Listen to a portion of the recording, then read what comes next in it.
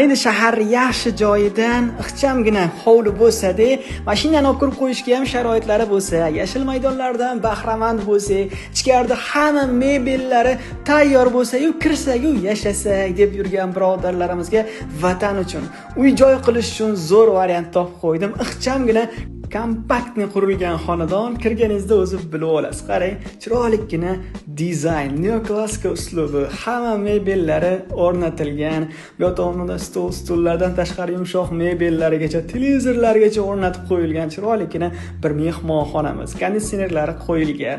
Qaranglar, 1,5 sotida shunaqangi chiroyli bir xonadon qurilgan ekan. Toshkent shaharining Mirobod tumanida Transportning institut ro'parasidagi mahallada joylashgan. Qaranglar, birodarlar, hamma mebellari bor. Ota-ona yotoqxonasi ham, farzandlarga ajratilgan yotoqxonalari ham bir-biridan chiroyli qilingan ekan.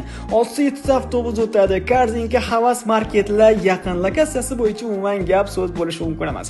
1,5 sotuv maydonda shunaqangi zo'r sharoitli bo'libdi. Bu yerda oshxona mebellarigacha, texnikalarigacha o'rnatib qo'yilgan. Sizdan faqat kelib yashab berish kerak, xolos o'rtoqlar. Orqa hovlisida podvallari ham qilingan ekan, o'rtoqlar. Uyimiz haqiqatda sifatli qurilgan, markazga ham bir qadam yaqin, egalariga shoshilinch pul kerakligi uchun arzon qilib berishyapti. Yana o'tib beradigan joylari bo'ladi, telefon qilaverasizlar. Agar shu xonadon sizga nasib qilganda, birinchi o'rinda qaysi yaqiningizni mehmonga chaqirgan bo'lardingiz? Albatta videoni yaqinlarga yuborib qo'ying. Salomat bo'ling.